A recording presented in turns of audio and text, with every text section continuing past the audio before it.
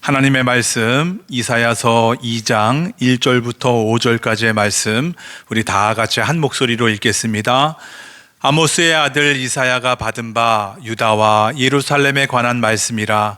말일에 여호와의 전에 산이 모든 산 꼭대기에 굳게 설 것이요 모든 작은 산 위에 뛰어나리니 만방이 그리로 모여들 것이라. 많은 백성이 가며 이르기를 오라 우리가 여호와의 산에 오르며 야곱의 하나님의 전에 이르자. 그가 그의 길을 우리에게 가르치실 것이라. 우리가 그 길로 행하리라 하리니 이는 율법이 시온에서부터 나올 것이요 여호와의 말씀이 예루살렘에서부터 나올 것임이니라. 그가 열방 사이에 판단하시며 많은 백성을 판결하시리니 무리가 그들의 칼을 쳐서 보습을 만들고 그들의 창을 쳐서 낫을 만들 것이며 이 나라와 저 나라가 다시는 칼을 들고 서로 치지 아니하며 다시는 전쟁을 연습하지 아니하리라. 야곱 족속아 오라 우리가 여호와의 빛에 행하자. 아멘. 옛날 국경을 서로 접하고 있던 두 나라가 있었습니다. 긴장이 고조되고 있었는데요, A 왕국의 국왕이 아주 지혜로운 사람이었습니다. 상대 왕국과의 평화를 위해서 가장 유능하고 예의 바른 사절단을 꾸려서 귀한 선물을 보냈습니다. 외교를 잘하는 거죠. 이 국왕은 사절단을 보낼 뿐만 아니라 자국 영토를 둘러싼 이 성벽을 가장 높고 견고하게 쌓도록 명령을 합니다. 병사들을 쉼없이 훈련을 시켰습니다. 국방력을 강화하는 거죠. 이 상대 왕국의 국왕은 이 사절단을 맞이하면서 생각하는 거죠. 아, 저 왕국의 사절단은 예의도 바르고 또 귀한 선물 보냈구나. 근데 저들의 성벽은 너무 견고해서 우리가 싸움을 하면 질 거야. 질 게 뻔해. 차라리 그들의 요구를 대략 들어주고 평화롭게 지내는 게 낫겠다 생각을 합니다.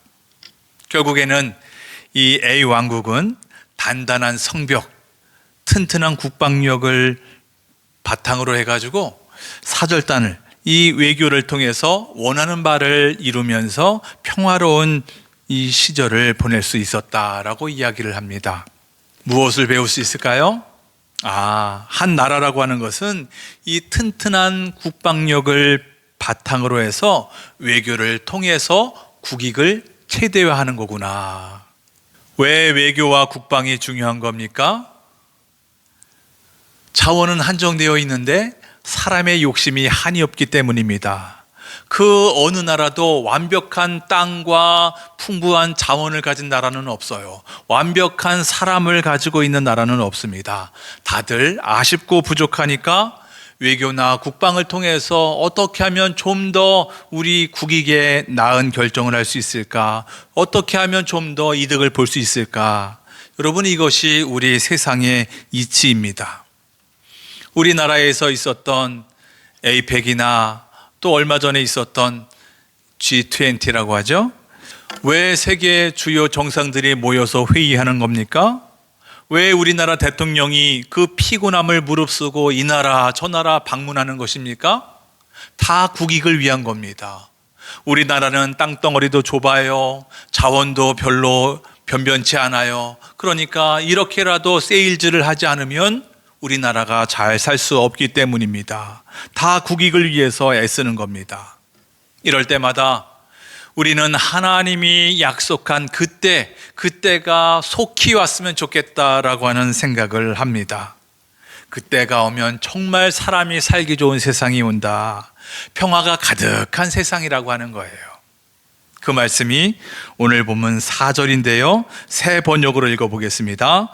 주님께서 민족들 사이에 분쟁을 판결하시고 뭇 백성 사이에 갈등을 해결할 것이니 그들이 칼을 쳐서 보습을 만들고 창을 쳐서 낫을 만들 것이며 나라와 나라가 칼을 들고 서로를 치지 않을 것이며 다시는 군사훈련도 하지 않을 것이다.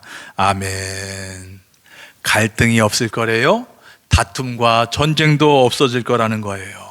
심지어 군사 훈련도 필요 없는 세상이 올 거라는 것입니다. 온전한 평화가 있는 세상이다. 하나님의 온전한 통치가 이루어지면 이런 완전한 평화의 나라가 임한다는 겁니다. 어떠세요? 상상만 해도 설레지 않습니까? 누구나 꿈꾸는 세상일 겁니다. 그러면 이런 세상이 언제 오는 겁니까? 오늘 본문 2절에 이렇게 말씀합니다. 마지막 때에 주님의 성전이 서 있는 산이 모든 산 가운데서 으뜸 갖는 산이 될 것이며 모든 언덕보다 높이 솟을 것이니 모든 민족이 물밀듯 그리로 모여들 것이다. 아멘. 마지막 때가 언제입니까? 우리는 보통 마지막 때 하면 두 가지로 이해를 합니다. 하나는 예수님이 처음 이 땅에 오신 초림 때부터 다시 오시는 재림 때까지의 그 기간, 우리가 살고 있는 이 시대를 이야기하는 겁니다. 원래 이 시대는 죄로 인하여서 평화가 없는 세상이었습니다. 그럼에도 예수님이 이 땅에 오셔서 십자가에 죽으시고 부활하심으로 말미암아 우리에게 평화를 허락해 주시지 않았습니까? 하나님의 자녀에게는 그의 나라가 이미 임했다. 이미 평화를 누릴 수 있다. 그러나 완전하지는 않다. 왜?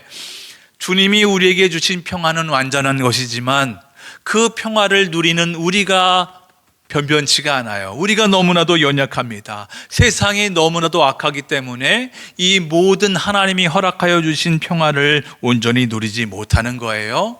다만 예수님이 재림하시면 다시 오실 때는 완전한 세상이 올 거다. 그래서 이 마지막 때의 두 번째 의미는 세상의 끝, 역사의 종말을 이야기합니다. 하나님의 구원이 완성되는 때입니다. 예수님이 다시 오셔서 완성되는 하나님의 나라, 메시아의 나라가 오게 되면 바로 온전한 평화의 나라가 임하는 거지요. 그 마지막 때에 어떤 일이 벌어진다고 말씀하고 있습니까? 그때에 성전이 있는 시온산이 그 어떤 산보다 우뚝 서게 될 거다. 여러분, 이상하지 않습니까? 사진을 볼까요? 여러분, 이게 말이 되는 소리입니까? 여러분 보시는 것처럼 이 시온산은 작은 산이에요. 해발 700m 정도 조금 넘는 산이에요. 어떻게 이런 산이 전 세계보다 우뚝 설 수 있는 산이 될 수 있겠습니까? 여러분, 세계 최고의 산은 에베레스트 산 8848, 8848m에 이르러요. 또 아름다운 것으로 보면 세계 최고는 어디예요? 알프스 산이 아니겠습니까? 어찌됐든 이런 겉으로 보이는 보잘것없는 이 시온산, 이 예루살렘이 세계 만방에 우뚝 서게 되는 날이 올 거다. 그리고 그때 이곳으로 세상의 모든 사람들이 몰려온다는 거예요. 왜 오는 걸까요? 3절에 이렇게 말씀하고 있습니다. 다 같이 천천히 읽어보겠습니다. 백성들이 오면서 이르기를, 자 가자, 우리 모두 주님의 산으로 올라가자. 야곱의 하나님이 계신 성전으로 어서 올라가자. 주님께서 우리에게 주님의 길을 가르치실 것이니 주님께서 가르치시는 길을 따르자 할 것이다. 율법이 시온에서 나오며 주님의 말씀이 예루살렘에서 나온다. 아멘. 세상 사람들이 왜 오는 거예요? 놀러 오는 게 아니에요. 일하러 오는 게 아니라 이곳에, 이 시온에, 이 예루살렘에 하나님이 계시기 때문에 나온다는 거예요. 이곳에서 하나님의 말씀, 하나님의 율법을 배우고 그분의 길로 행하기 위해서 이곳으로 온다는 거예요. 그렇게 될 때에 이 세상은 비로소 우리가 바라는 대로 평화가 가득한 완전한 세상이 온다. 하나님의 온전한 통치 속에 완전한 평화를 누리게 될 거다라고 성경은 우리에게 말씀하고 있습니다. 보세요. 이 말씀을 선포하고 있는 이사야, 그리고 이 말씀을 듣고 있는 이 남유다의 입장에서 세계의 역사가 이렇게만 된다면 얼마나 좋겠습니까? 그러나 현실은 정반대입니다. 세상 사람들이 이 예루살렘을 우습게 여기고 있습니다. 마치 우리가 방금 전에 본 사진처럼 시온산 너무 초라해 보이잖아요. 너무 볼품없어 보이잖아요. 그렇듯 이 세상 사람들이 당시 이 예루살렘을 바라봤다는 거예요. 위에서는 북이스라엘을 멸망시킨 아수르가 호시탐탐 노리고 있습니다. 옆에서는 블레셋, 저 밑에서는 애굽이 계속해서 압력을 넣고 있습니다. 그러니까 이 남유다는 풍전등화입니다. 그런 엄중한 시기인데 이사야 선지자는 아주 미래가 좋아요, 팔자 좋은 얘기를 하고 있으니까 당시 사람들의 귀에 들리겠습니까? 너무 어이가 없는 말이겠죠. 너무 현실을 외면한 뜬구름 잡는 얘기라고 치부했을지도 모르겠습니다. 오히려 지금 나라가 분비박산 직전이니까 여러분, 이렇게 하면 나라가 안전해집니다. 이렇게 해야 이 주변 강대국들 사이에서 우리가 살아남을 수 있습니다. 어떤 해안을 가지고 어떤 좋은 아이디어를 제공해야 사람들이 솔깃하고 박수칠 것 아니겠습니까? 여러분, 우리나라도 그렇잖아요. 얼마 전에 우리나라가 다른 나라에 비해서 미국과 이 관세 협상이 잘 됐다는 거예요. 근데 한번 생각해 보세요. 동등한 입장에서, 동등한 위치에서 서로의 이익을 추구하면서 공정하게 협상한 거예요? 그렇게 협상이 잘 된 거예요? 아니잖아요. 원래 우리나라는 미국과 FTA, 자유무역협정을 맺어서 자유롭게 관세 없이 무역을 공정하게 하고 있었어요. 어느 날 갑자기 트럼프가 이 모든 것들 다 무시하고 관세를 일방적으로 매기겠다는 거예요. 우리나라뿐만 아니라 전 세계 많은 나라들 가운데 그렇게 일방적으로 관세를 매기는 거죠. 우리나라는 수세적인 입장에서 어떻게 하면 덜 빼앗길까, 어떻게 하면 덜 불이익을 받을까 고민하면서 협상을 맺었는데 뚜껑을 열어보니까 다른 나라에 비해서 우리나라가 선방했다는 거죠. 덜 빼앗겼다는 거예요. 그러면서 우리가 중국의 눈치를 안 볼 수가 있습니까? 이 나라와 이 교역량이 얼마나 많은데요. 관계가 안 좋아지면 우리나라의 손해가 막심합니다. 그렇기 때문에 이 중국과도 우리가 관계를 잘 맺어야 되는 것 아니겠습니까? 이런 상황 속에 있는데 한낱 선지자라고 하는 사람이 그저 잘 될 거예요, 우리나라 잘 될 겁니다, 미래가 밝아요, 여러분 이렇게 말한다면 어떻게 들리겠습니까? 너무도 현실을 모르는 사람이구나, 말도 안 되는 거야, 우매한 얘기야, 여러분 이렇게 치부하지 않겠습니까? 그러나 이사야는 자신의 말을, 자신의 판단을 이야기한 것이 아니에요. 하나님의 비전을 말한 거예요. 하나님이 행하실 일을 선포한 겁니다. 여러분 내용을 보세요. 어찌 세상의 모든 사람이 예루살렘을 바라보며 예루살렘으로 몰려들 거예요, 이렇게 감히 누가 이야기할 수 있겠습니까? 어느 누가 감히 세상의 완전한 평화의 나라를 말할 수 있겠습니까? 이것은 사람의 일이 아니라 하나님의 일입니다. 하나님의 비전이에요. 하나님이 뜻하시면 되는 겁니다. 그러나 보세요. 사람이라면 감각적인 동물이라 우리의 눈에 보이기에 좋은 대로 행하잖아요. 누가 저 볼품없어 보이는 시온산을 좋아하겠습니까? 이 시온산보다는 이 어마어마한 에베레스트 산, 이 산을 더 우러러보는 거예요. 너무 높아서 웬만한 사람들은 오를 수도 없습니다. 구름에 끼인 산을 보세요. 너무 영험해 보이지 않습니까? 누구라도 우러러보는 산일 거예요. 또 사람이라면 이렇게 볼품없는 시온산보다는 이렇게 아름다운 알프스산을 더 좋아하고 관심하게 될 거예요. 아름다우니까요. 저곳에 가면 기분이 좋아질 것 같고 저기서 살면 너무도 행복할 것 같으니까요. 이뿐인가요? 어떤 사람들은 야망에 불타올라 성공의 산을 내 인생의 목표야 하며 숨가쁘게 달려갑니다. 누구라도 성공을 원하잖아요.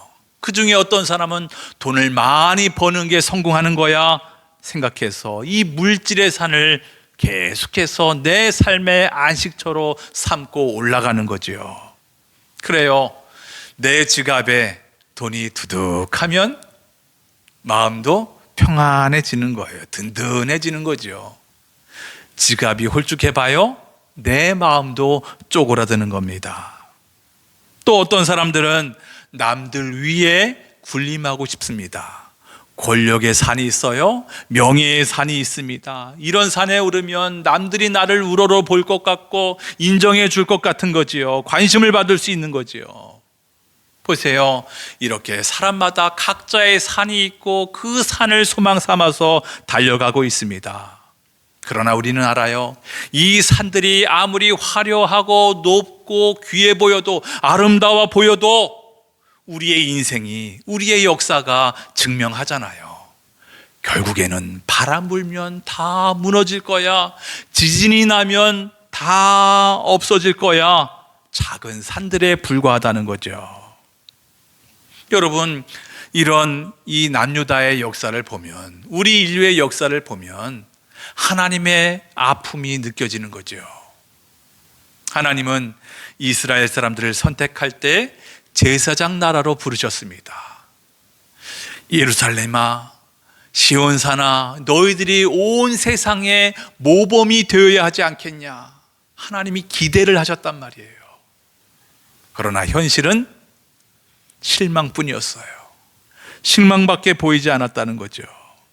오늘 본문 이유를 보면 이스라엘에 하나님이 싫어하시는 온갖 부정한 것들이 가득했다는 거예요.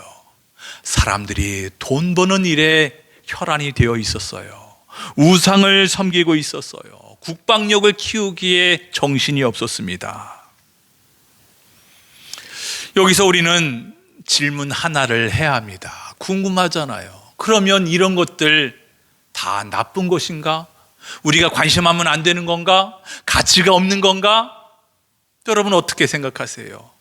하나님의 백성이라면 국방력을 키우면 안 돼, 군대를 만들어서도 안 되고, 성도 쌓아서는 안 돼, 저축하면 안 돼, 보험에 들어서도 안 돼, 그런 겁니까? 아니지요. 아니에요. 이런 것들도 하나님의 약속이고 하나님의 선물이잖아요. 하나님께서 우리에게 주신 것들인 겁니다. 우리가 돈을 벌어야 먹고 살 수 있고요, 군대를 키워야 나라가 안정될 수 있습니다. 그러면 도대체 무엇이 문제란 말입니까? 오늘 우리는 5절까지 읽었는데 그 이후에 보면 이스라엘 백성들의 죄악상을 낱낱이 고발하고 있는데 그 결론으로 22절에 이렇게 말씀하고 있습니다. 이사야서 2장 22절입니다. 너희는 인생을 의지하지 말라. 그의 호흡은 코에 있나니 새말 가치가 어디 있느냐. 너희 인생들을 의지하지 말아라. 사람을 의지하지 말아라. 왜? 그의 호흡은 코에 있지 않냐. 이 작은 코 하나에 너희들의 생명이 있지 않냐. 그만큼 너희들은 연약한 인생들이야. 스스로 너희들 통제할 수 없는 존재들 아니냐. 그러니 생말 가치가 있겠느냐? 가치가 없다는 거예요. 이런 연약한 인생들을 신뢰하고 의지하는 것은 헛되다는 거예요.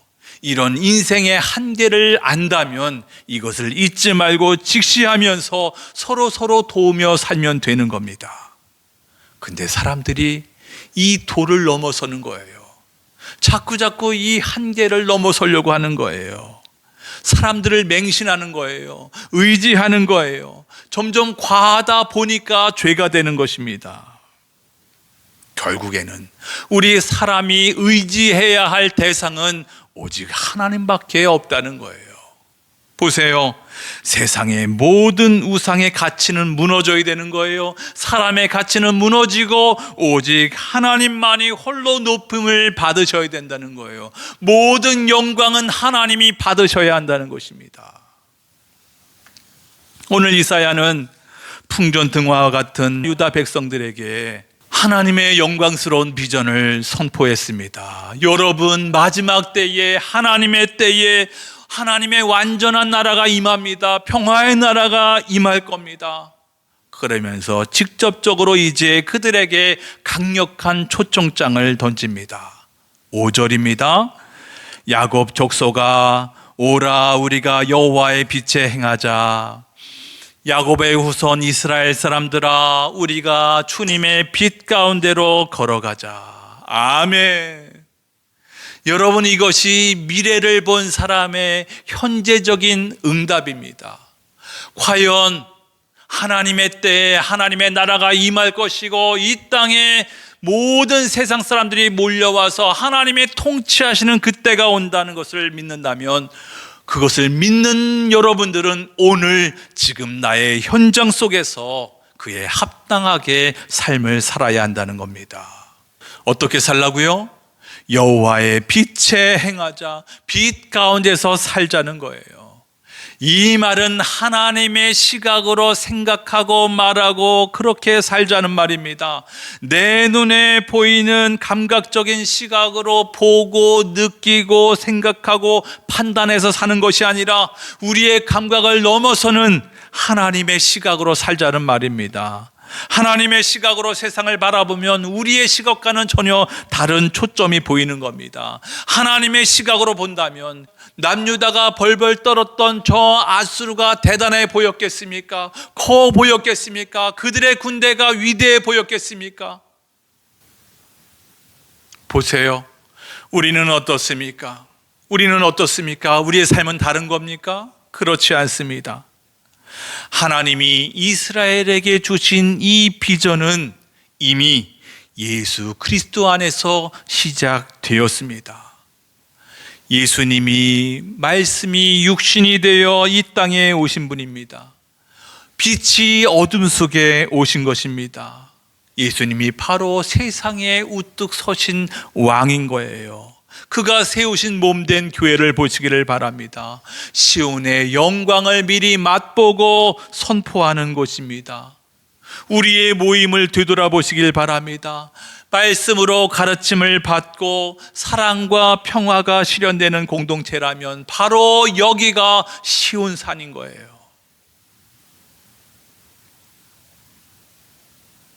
그러나 실상 정말 우리 교회들이 이런 아름다운 모습으로 가득할까? 이 교회의 모습들이 정말 하나님이 기뻐하시는 교회의 모습일까? 오직 진리의 말씀만 선포되고 있는 교회일까? 우리 성도들이 서로 사랑 나누고 위로의 말, 섬김의 말, 축복의 말만 가득할까? 혹여나 하나님이 기대했으나 실망했던 남유다의 모습이 보이진 않을까? 교회 안에 만몬의 우상이 있지 않을까? 기득권의 산, 권위의 산이 우뚝 솟아있지는 않은가? 하나님보다는 내 자존심이, 내 체면이 더 소중하고 우선되지는 않을까? 과연 내가 하나님의 비전을 믿으니, 그것을 인정하고 고백하니 과연 내 삶이 하나님의 나라의 가치관을 가지고 오늘을 살아가고 있을까? 여러분, 우리가 하루하루 살다 보면 우리의 인생의 마지막 날이 반드시 오게 되어 있습니다. 이 세상 역사의 끝이 반드시 오게 되어 있습니다. 내 인생 여정의 마지막 날을 다 마치고 난 다음에 하나님 앞에 섰을 때 나는 과연 어떤 고백을 할 수 있을까? 하나님, 저 이 땅에 사는 동안 정말 열심히 살았어요. 얼마나 최선을 다해서 열정적으로 살았는지 몰라요. 그 결과 돈을 많이 벌었어요. 내 자녀들에게 엄청난 유산을 남겨놓고 왔어요. 하나님, 저 사람들 보세요. 나를 우러러보고 있어요. 내가 얼마나 위대해 보였든지 저 사람이 나를 위해 내 동상을 세우지 않았겠습니까? 여러분, 이렇게 고백하시겠습니까? 실패한 거예요. 하나님의 기쁨이 될 수가 없습니다. 남유다 사람들과 별반 다른 게 없는 거예요. 그러면 어떤 고백이어야 할까요? 하나님, 내 인생 다 살고 되돌아보니 하나님의 은혜만 보여요. 하나님의 은혜로 여기까지 왔습니다. 내가 넘어지고 좌절하고 낭망하고 포기하고 싶을 때 하나님이 나를 안아주시고 위로하시고 이렇게 세워주셨습니다. 하나님의 은혜로 말미암아 내가 여기까지 와서 내가 무사히 하나님 앞에 서게 되었습니다. 이 모든 것이 하나님의 은혜입니다. 아버지 감사합니다. 아버지 감사해요. 여러분, 이것이 진정 주님께서 원하시는 고백이 아니겠습니까? 아름다운 고백의 모습이 아니겠습니까? 오늘 대림절 첫 주일입니다. 하나의 초에 불을 붙였습니다.